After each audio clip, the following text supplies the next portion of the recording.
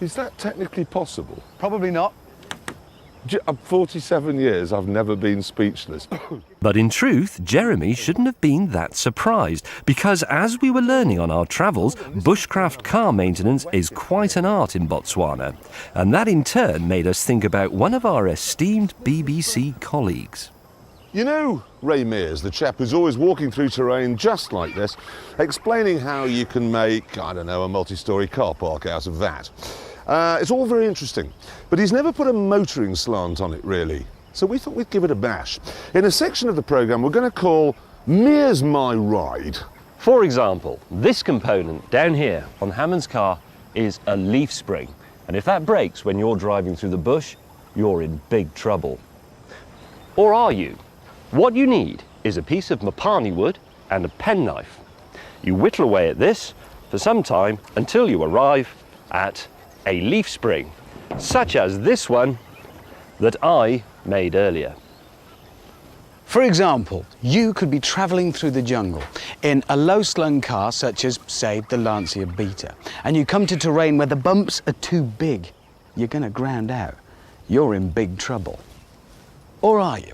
What you need is a piece of mapani wood, which you whittle with your penknife until you've created these that I made earlier.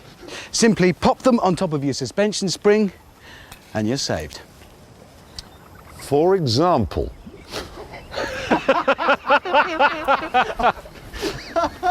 For example, if when you're driving through the bush your prop shaft snaps, you're in real trouble.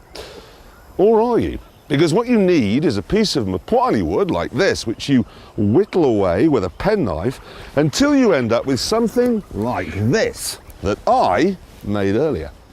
I've even mounted it to a universal joint. Now you simply pop this into the fire to harden it and you're going to be okay.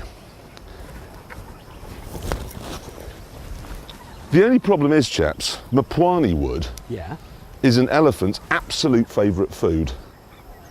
That is a disadvantage, potentially. So you could come back from like a walk, say, and he's eaten your car. Well, a lot of elephants looking guilty because they've nibbled your car. Yes. Have you eaten my car? Nope. Well, what's that in your neck? Oh, the prop shaft. Swallow it quickly. No, I haven't eaten it. Oh no, I've set fire to the prop shaft. Yeah, I have actually set fire to your prop shaft as well there. Nice one, Ray. Well done.